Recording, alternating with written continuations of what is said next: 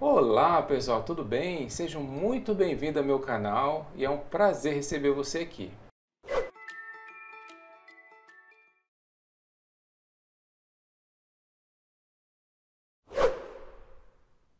Pessoal, eu estou aqui com o manual da Samsung para atender esse modelo aqui, ó, DB68 Windfree. Aqui na página 2, vem trazendo para nós sobre a descrição do erro 154. Que diz assim, ó, erro no motor do ventilador da unidade interna. Verifique se o motor do evaporador está conectado corretamente à placa e verifique se há algumas substâncias estranhas dentro da unidade que possa estar impedindo a rotação da roda do ventilador. Então vamos falar um pouco sobre esse erro aqui. Pessoal, quando dá o erro C154, não aparece tudo na mesma piscada, tá?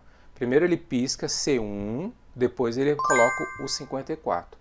Mas na realidade é o C154.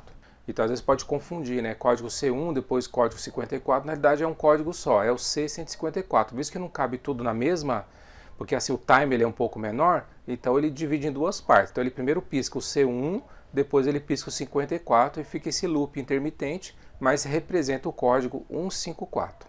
A primeira coisa que você tem que pensar é o seguinte, é um problema na turbina. Ou ela está parada, ou ela está funcionando de forma inadequada. Então é o seguinte, nessa situação você tem que pensar em duas coisas. Ou é um problema mecânico ou é um problema elétrico. Então, para facilitar, a primeira coisa que tem que fazer é resolver ou analisar um problema mecânico. Quais são os problemas mecânicos? É sujeira, alguma obstrução, de repente entrou algum inseto e acabou travando ali a turbina e ela não está conseguindo girar. Então dá uma analisada em toda essa parte mecânica. Faz a limpeza da turbina, tira todo aquele pó, vê se não tem nada obstruindo, dá uma analisada geral nessa parte mecânica. Dando tudo ok a parte mecânica, agora você vai para a parte elétrica. Pessoal, quando nós temos esse erro, nós podemos ter certeza que deu um problema ou no motor ou no circuito que alimenta esse motor. Por isso que esse ventilador está fora de controle. E com isso, podemos chegar a 6 possíveis causas que está gerando esse erro. Então, primeiro é o mau contato dos conectores do motor. Segundo, o capacitor de arranque desse motor. 3. O próprio motor em si, vamos ver como que a gente pode testar esse motor. O sensor térmico desse motor, o circuito integrado ou chip, que é o microcontrolador desse motor. E por último, sobre a placa de forma geral, que controla aí o equipamento. Vamos falar sobre esses 6 pontos aí para a gente entender sobre por que está dando esse erro aí. Pessoal, então vamos começar aqui, ó. Primeiro, mau contato. O mau contato, por que ele acontece? Todo ar-condicionado ele tem aqueles conectores ou bornes, né, que encaixa na placa. Alguns são de plástico, outros são de metais, enfim. Tem esses conectores que é conectado na placa. Com o passar do tempo, devido à umidade e às condições ambientais, pode gerar oxidação nesses pinos internos que entram em contato com os pinos da placa. Então pode haver uma oxidação e pode gerar uma falha elétrica ali. Porque às vezes são pulsos elétricos, são comandos elétricos e são baixas tensões e pode ser que qualquer oxidação pode comprometer a passagem dessas microcorrentes que está passando por esses conectores. Então pode dar falha de comunicação, pode dar alguma falha elétrica, pode ter um problema de passagem de corrente e dar o erro. Tá? Então o ideal é conferir os conectores. Como que você faz isso? Então você tira da placa, coloca novamente, pode usar um limpa-contato para poder garantir que os contatos está tudo limpinho, tira, põe algumas vezes aí da placa, tira, põe, para poder tirar essa oxidação e garantir que estão bem conectados, tudo certinho, que está passando corrente.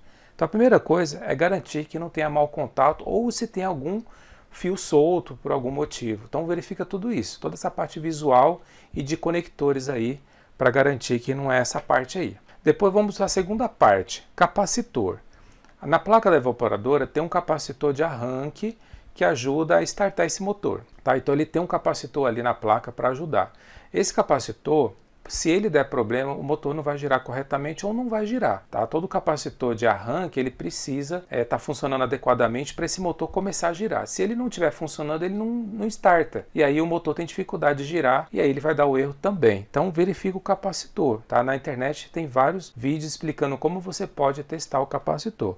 Caso você não consiga ou não saiba fazer esse procedimento de testar o capacitor. Ele não é um componente tão caro, né? Você pode removê-lo e colocar já um novo, né, já para garantir que está tudo ok com esse capacitor. Mas na internet tem vídeos como você pode remover da placa e também como você pode testar para você substituir. Então veja o capacitor. Depois que você verificou tudo isso e tiver tudo ok, aí você vai analisar o motor.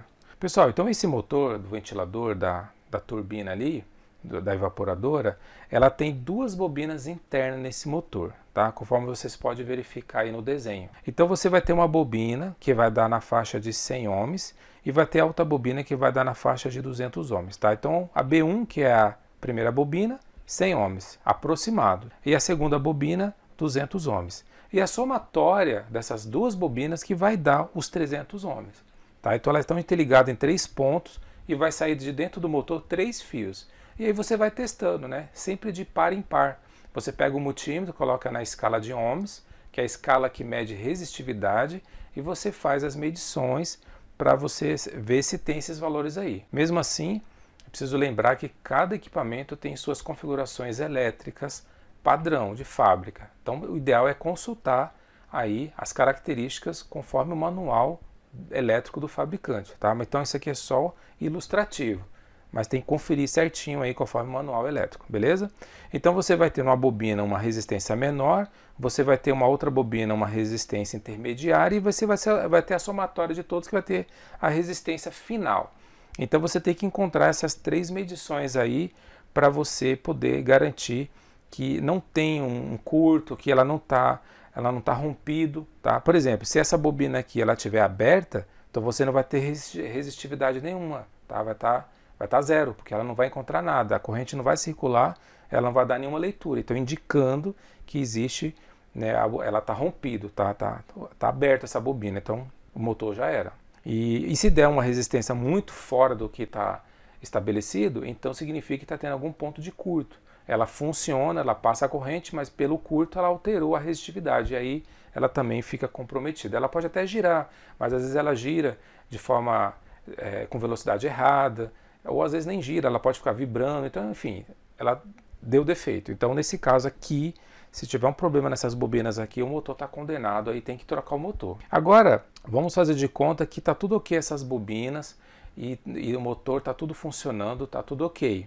Então o que você vai testar agora? Você vai testar o sensor térmico. Esse sensor térmico, pessoal, é uma proteção para esse motor. Esse sensor térmico, pessoal, ele é um componente para proteger o motor.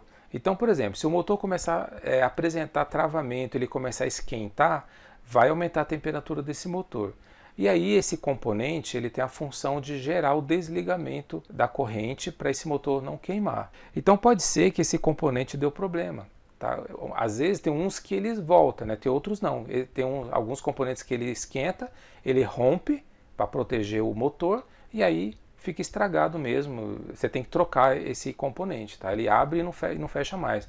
Porque tem alguns que são dilatadores, então ele aciona o circuito e desaciona, tipo um ferro elétrico. Às vezes liga, desliga, conforme a dilatação térmica. Então ele fecha contato, abre o contato conforme essa dilatação térmica dentro do sensor. Tem alguns que não, tá? Uma vez aquecendo ele se rompe e aí ele não liga mais, tá? Então acabou. Aí parece que o motor queimou, mas na realidade é só o sensor térmico, o protetor térmico ali que está acoplado aqui bem aí na lateral do motor ali, ele está estragado. Aí você só troca esse componente e aí o motor é para funcionar, tá? Se ele tiver com problema, pode ser também que o motor parou e devido a isso o erro foi acionado devido a esse sensor térmico na lateral ali do motor. Agora o circuito integrado do controlador. O microcontrolador, pessoal, é o seguinte, é um circuito integrado, tá? É um chip que está ligado ali na placa e ele tem a função lógica ali de mandar os sinais para controlar as tensões ali e os sinais para poder ativar os relés, ativar o circuito de Dimer, né?